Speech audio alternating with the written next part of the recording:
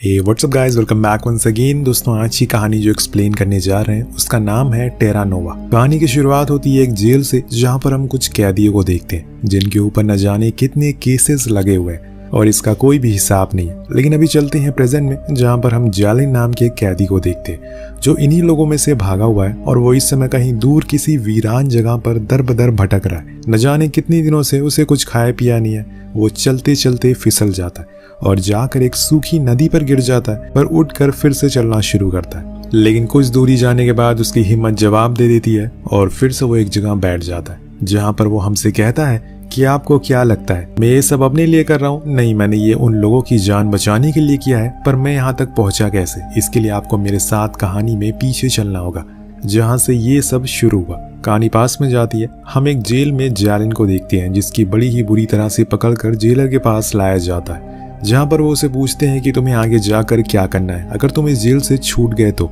यही सवाल वो कई और कैदियों से भी करते हैं। कुछ कहते हैं कि उन्हें ड्राइवर बनना है, कुछ कहते हैं टीचर, और कुछ तो कहते हैं कि एस्ट्रोनॉट बनना है। इन्हीं में से एक कैदी जिसको यहीं रहकर जेल में काम करना है और उस ऑफिसर की तरह ही जेलर बनना है, उसका यह जवाब सुनकर वो खुश भी होता है। आखिर में एक कैदी आता है और वो कहता है उसे कुछ ऐसा करना है जो किसी ने ना ही सोचा होगा और कुछ बहुत डरावना।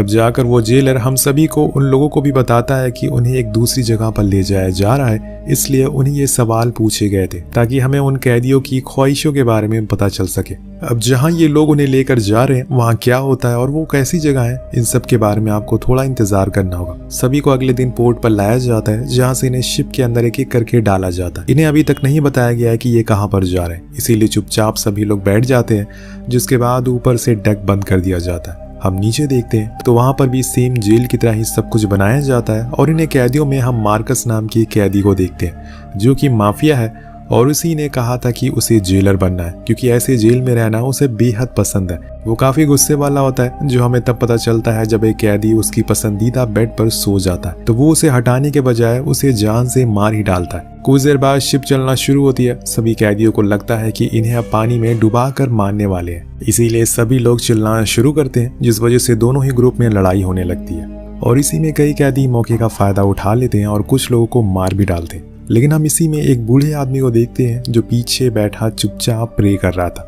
ऐसा लग रहा था कि उसे सब कुछ पता है कि अभी क्या होने वाला है। वो बैठा सभी को देखता रहता है, लेकिन तभी कुछ गार्ड नीचे आते हैं और फिर सब कुछ शांत करते हैं। जाते जाते वो एक स्लीपिंग गैस भी छोड़ देते हैं, जिससे सभी सो जाए और तभी उठे जब वो वहां पहुंच जाए।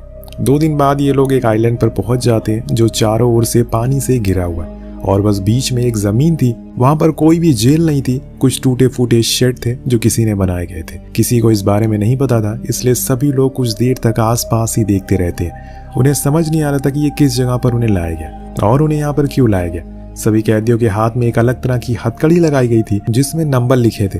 अगले सीन में हम वहाँ पर कुछ लोगों को आते हुए देखते हैं, छोटी बोट के साथ, जिसमें कई सारे बॉक्सेस भी रखे हुए थे, और बोट से मार्ता उतरती है, वो की हेड होती है। उसके साथ एक और आदमी था जो सभी को समझाता है कि उनके पास अब इतनी जेल नहीं बची कि वो इतने सारे कैदियों को बंद कर सके, और इसीलिए दुनिया के सभी सरकारों ने फैसला किया है कि जिन कैदियों ने हत्या की है उन्हें यहाँ पर आइलैंड पर लाकर छोड़ दिया जाए। हम उन्हें मान नहीं रहे, बल्कि वो खुद अपना जीवन बना सकते हैं। यहाँ सभी सरकारों के फैसले के बाद इस जगह को चुना गया है और वो उन्हें यहाँ पर रहने के लिए 3 महीने का खाना भी दे रहे हैं। साथ में उन्हें कई सारे जीवन गुजारने के सामान भी मिलेंगे।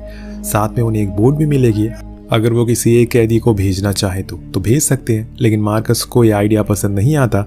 वो एक पत्थर उठाकर मार्ता के करीब फेंकता है और इससे वो मरते मरते बचती है। तो वो कहती है अगर किसी को ये चीज पसंद नहीं आई तो वो हमारे साथ चल सकता है, लेकिन उसे फिर उसी जेल में रहना होगा जहाँ पर वो आज तक रह रहा था। सभी चुप हो जाते हैं क्योंकि किसी को उस जेल में वापस नहीं जाना था। मार्ता के साथ वाले भी वापस जाने लगते हैं, पर जाते जाते वो उनके पास एक बॉक्स रख देते हैं और कहते हैं कि इसमें आपके हथकड़ियों की चाबी है और उसमें नंबर लिखे हुए हैं। सभी कैदी भागते हुए उन चाबियों के पास जाते हैं और पागलों की तरह उन चाबियों को लेने लगते हैं। इसी में लड़ाई भी हो जाती है और कई सारे एक दूसरे को मारने लगते हैं। उधर हम दूसरी ओर 2 कैदियों को देखते हैं जो सबसे लास्ट में खड़े हुए थे, जो चाबियां बच गई थी, जिन्हें लेकर वो खुद की हथकड़ी खोलने का ट्राई करते हैं। इन्हीं कैदियों में हम अली के ग्रुप को देख, जो उन बॉक्सेस के पास जाते हैं और उसमें से उनके जैकेट मिलते हैं, कुछ शूज भी थे।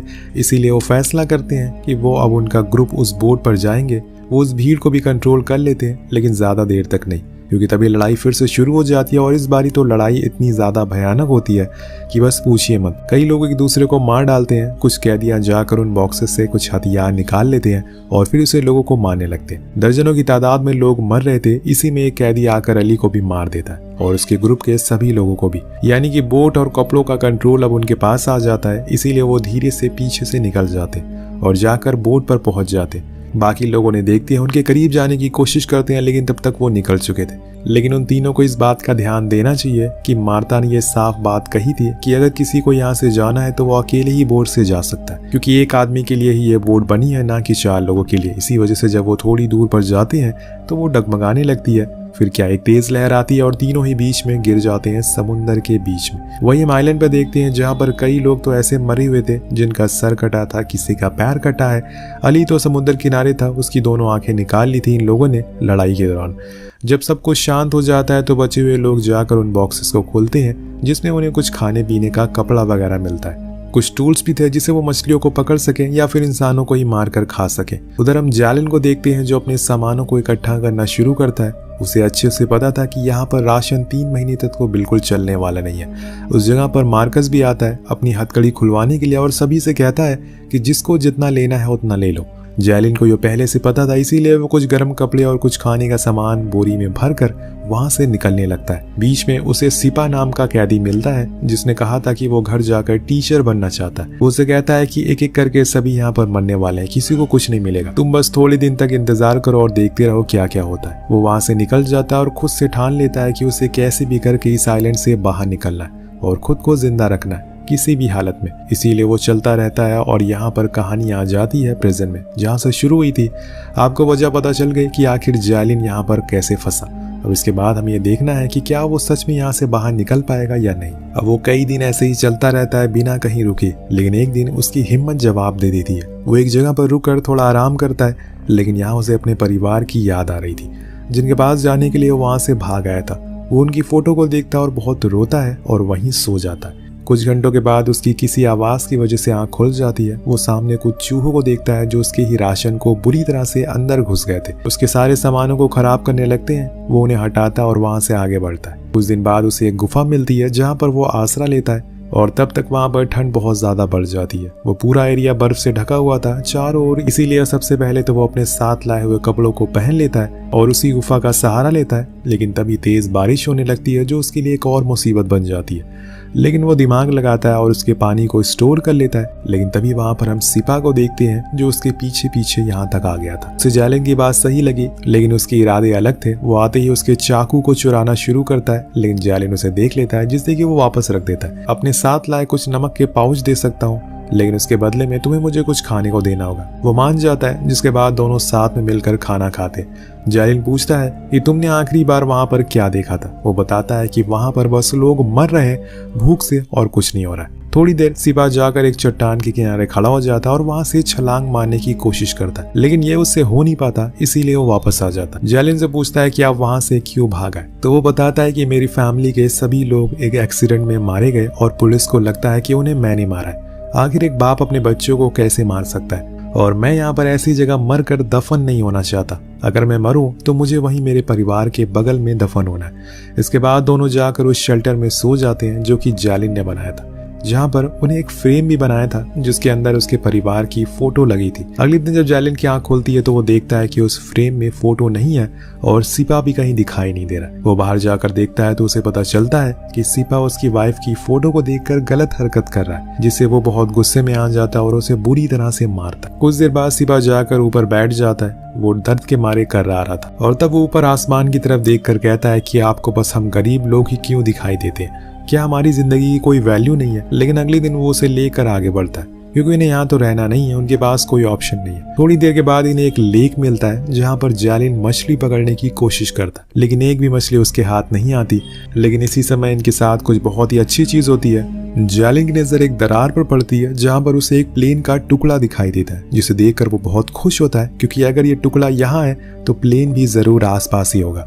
अगर वो मिल जाए तो वो कुछ जुगाड़ कर सकता है क्योंकि पास्ट में वो एक आर्मी पायलट रह चुका है और उसे प्लेन चलाना अच्छे से आता है। दोनों बहुत ही शिद्दत से लग जाते हैं उसे ढूंढने के लिए और कुछ ही देर बाद फाइनली उन्हें वो प्लेन बर्फ की ऊपरी हिस्से में गिरा हुआ मिल जाता है, जिसकी हालत ज्यादा बुरी नहीं थी, लेकिन जो इसे चला रहा था वो मर चुका था। अब इन्हें अगर उस प्लेन को सही से खड़ा करना है तो और लोगों की जरूरत पड़ेगी, जिसके लिए उन्हें बेस कैंप जाना होगा, जो यहाँ से 200 मील दूर है। और अभी ठंड का मौसम आ गया है जिसमें चारों ओर बस बर्फ ही बर्फ है, लेकिन उन्हें जाना तो है। इसीलिए दोनों ठान लेते हैं कि वो बेस कैंप जाएंगे, लेकिन जिसके ऊपर भरोसा होगा उसे ही ये बात बताएंगे। दोनों चलना शुरू करते हैं और बस चलते ही रहते हैं। उन्हें कुछ पता नहीं चलता कि कब दिन हो रही है कब रात हो रही है। अब इसी तरह से कई दिन बीतने लगते हैं और वो बस कदम बढ़ाए जा रहे थे। बर्फ के ऊपर से उन्हें होकर गुजरना था उस बेस कैंप तक पहुंचने के लिए। उधर हम मार्कस को देखते हैं जिसने उस आइलैंड पर कब्जा कर लिया था और उसका वो जेलर बनने का सपना भी पूरा हो चुका था। उसके कहने पर सारी कैदी फौरन वहां से बनाई गई बैरक में चले जाते हैं और ऐसे में जो कैदी पीछे रह जाते हैं वो लोग उसे पकड़ लेते हैं और फिर मार कर उसे ही खा जाते हैं, क्योंकि खाना अब खत्म होता जा रहा है। उधर हम इन दोनों को देखते हैं जो बेस कैंप तक जैसे तैसे पहुंच चुके थे। उन्हें वहां पर कुछ खाने का सामान भी मिल जाता है, लेकिन तभी सिपाही जैलिन को उठने को कहता है, क्योंकि उसे वहां पर कुछ शोर सुनाई दे रहा था। वो देखता है कि कुछ लोग एक आदमी की लाश लेकर आ रहे हैं उसे काटने के लिए, लेकिन तभी उनकी नजर इन दोनों पर पड़ जाती है और वो इन्हें पकड़ लेते। जिसके बाद क्या था, मार्कस दोनों को ही मार कर खाने का आदेश देता है और कहता है कि इन्हें अभी के लिए जाके बैरक में बंद कर दो। यहाँ पर हम देखते हैं कि एक बारी जब सभी को अंदर जाने का आदेश दिया जाता है तो एक कैदी को जानबूझकर बाहर की ओर कर देते, क्योंकि अंदर वालों की उससे बनती नहीं थी। अब जब वो बाहर आ गया तो रूल्स के मुताबिक उसे पहले लकड़ी से बांध दिया जाता है, जिसके बाद सभी के सामने उसे मार दिया जाता है और फिर उसका खाना बनाकर सभी को परोस दिया जाता है। सभी कैदी ये देख रहे थे, लेकिन किसी को कुछ बोलने की हिम्मत नहीं थी। रात होने पर जैलिन, सिपा और 3-4 लोग इकट्ठा होते हैं, जिससे वो इस बारे में बात करता है और उन्हें कहता है कि हमें मार्कस से बात करके एक डील करनी होगी। मैं उसे प्लेन के बारे में बताऊंगा और उससे कहूंगा कि हमें बोट दे दे, जिसे लेकर हम खाने का सामान ला सकें। सुबह होने पर यह प्रस्ताव मार्कस के सामने रखते हैं, जो कि वो मान भी जाता है और गेट को खोल देता है। लेकिन वो साथ में अपने 2 आदमियों को भी जाने को कहता है। यहाँ वो जैलिन के बारे में अपने लोगों से भी पूछता है, जिसमें वो पता चलता है कि वो पहले पायलट हुआ करता था, पर एक दिन उसने कुछ गलत इंस्ट्रक्शन दे दिए, जिसकी वजह से काफ़ी नुकसान हुआ और इसी वजह से उसे जेल में बंद किया गया। ये सब जानने के बाद वो समझ जाता है कि अब वो वापस तो नहीं आने वाला, इसीलिए वो अपने आदमियों से कहकर डील वापस ले लेता है और फिर सभी कैदियों को अंदर जाने को बोलता है, लेकिन कुछ नहीं मानते, जिसकी वजह से उन्हें रूल के मुताबिक मार दिया जाता है। उधर जैलिन जब समुद्र के बीच में पहुंचता है तो उसे एक बो दिखाई देता है, जिसके ऊपर चढ़कर उन्हें मदद मांगना था, लेकिन उससे पहले एक आदमी पानी में गिर जाता है। अब जैलिन फौरन उसकी जान बचाता और फिर खुद जाकर बो पर मदद मांगने की कोशिश करता है, लेकिन वो खराब था इसीलिए काम नहीं करता। उन्हें फिर मजबूरन वापस जाना पड़ता है। उधर घंटे बीत जाने के बाद मार्कस कहता है कि मुझे लगता है कि अब वो यहाँ से दूर चले गए और वापस कभी नहीं आएंगे। लेकिन तभी उन्हें एक बोट आते हुए दिखाई देती है। ये वही लोग थे, लेकिन इनका एक साथी मर चुका था। यहाँ पहुंचकर मार्कस से जैलिन कहता है कि मैंने खाने के लिए बोल दिया है, वो लेकर आ रहे हैं, लेकिन असल में ये झूठ था, जो कि मार्कस को भी अच्छे से पता था। इसीलिए वो उसे बंद करने को बोलता है। उसे जैलिन की बात पर यकीन नहीं था, लेकिन कुछ कैदी कुछ दिन बाद ये फैसला करते हैं कि उन्हें और इंतजार करना चाहिए खाने का, क्योंकि उन्हें लग रहा था कि वो सच में खाने के लिए बोल कर आए। उन्हें अब किसी को मार कर नहीं खाना था। उधर सिपा आइलैंड के दूसरे साइड जाकर SOS का मार्क बनाता है, पर कोई भी उनके मदद के लिए नहीं आता, जिससे वो समझ जाते हैं कि उनके ऊपर से कोई भी नहीं देख रहा है, यानी कि वो उस प्लेन के ऊपर अच्छे से काम कर सकते हैं। अब अगले दिन जैलिन कुछ कैदियों को लेकर उस प्लेन के पास जाता है, जिसे देखकर वो लोग बहुत खुश होते हैं। उन्हें लगता है कि अब वो वहां से बचकर निकल जाएंगे। वो उस प्लेन के एक हिस्से को धीरे धीरे करके बेस तक लाते हैं और फिर उस पर काम करना शुरू करते हैं, लेकिन छुपा, क्योंकि अगले दिन वहां पर मार्ता अपने लोगों के साथ आती है और जैलिन को बात करने के लिए बुलाती है। उसे जो कुछ भी चाहिए था वो उसे बताने के लिए बोलती है। पहले तो जैलिन खाने का सामान को कहता है और फिर बाद में वो गैस और पेट्रोल भी मांगता है, जिसे सुनकर मार्ता को थोड़ा शक होता है। वो उसे पूछती है कि तुम्हें इसकी क्या जरूरत है, तो जैलिन झूठ बोलता है कि उन्हें जनरेटर चलाने के लिए चाहिए। ये सब वो प्लेन के लिए मांग रहा था। अब आगे वो पूछती है कि यहाँ पर अब कितने कैदी बचे हुए हैं, तो वो कहता है कि टोटल 77 कैदी, जिसमें कुछ बीमार भी हैं। अब उनके जाने के बाद वो लोग फिर से पेट्रोल डालकर उस प्लेन को शुरू करने का ट्राई करते हैं, लेकिन हो नहीं पाता क्योंकि उसकी विंग खराब हो चुकी थी। अब उन्हें वो ठीक करना होगा, जिसके लिए वो कुछ और लकड़ियों को लेकर आते हैं और फिर उसे ठीक करने लगते हैं। अब बड़ी मुश्किलों के बाद जाकर वो पूरा प्लेन बन जाता है। अब बस बाकी था उसे उड़ाना, लेकिन उसी दौरान वहां पर हम एक और टुकड़ी को देखते हैं जो अमेरिका से आई थी, उसी ऑर्गेनाइजेशन के दौरान भेजी गई थी, जिसका एक लीडर होता है। जैलिन उससे बात करने के लिए आगे बढ़ता है, लेकिन ऐसा हो नहीं पाता और उल्टा वहाँ पर बहस हो जाती है और इसी में लड़ाई हो जाती है जिसमें आधे से ज्यादा बंदे मारे जाते हैं। जब इस चीज को मार्ता देखती है तो वो सेंट्रल ऑफिस में खबर पहुंचाती है जो ऑर्डर देते हैं कि सभी को एयर स्ट्राइक करके मार डालो। जिसके बाद क्या होना था, ऊपर से गोलियां बरसना शुरू हो जाती है जिसमें सभी लोग मारे जाते हैं, लेकिन जैलिन सिपा बच जाते हैं। वो छुपते हुए जाकर उस वर्कशॉप तक पहुंचते हैं जहां पर वो उस प्लेन को बना रहे थे। वहां उन्हें एक और कैदी मिलता है जो उसी का साथी था और प्लेन की देखभाल कर रहा था और आज सही मौका है इसीलिए वो उसको स्टार्ट करते हैं और फिर समुद्र में उतरते हैं जहां से वो उसे उड़ाएंगे। लेकिन सिपा सभी को अलविदा कह देता और जाकर पहाड़ी से छलांग मार देता है, जिसकी वजह ये थी कि उस प्लेन में बस 3 ही लोग की जगह थी जो कि भर चुकी थी। अब वो ऐसे ही जाते हैं, जैलिन प्लेन को फ्लाई करता है, वो उड़ भी जाता है, लेकिन बीच में उन्हें एक नेवी शिप मिल जाती है जो उन पर लगातार गोलियां चलाना शुरू करती है, जिसमें जैलिन तो बच जाता है लेकिन उसके दोनों साथी मारे जाते हैं। वो घर तक पहुंचकर भी वहां पहुंच नहीं पाए, लेकिन जैलिन वहां से सही सलामत निकल जाता है और अपने घर पहुंच जाता है। तो उसने अपने हुनर के बदौलत इस जगह को पार कर लिया था, लेकिन सिपा का भी इसमें बहुत बड़ा हाथ था, पर वो अपने मुकाम तक पहुंच नहीं सका। कहानी आपको कैसी लगी नीचे कमेंट करके जरूर बताएगा। मिलते हैं अगली वीडियो में। Peace out.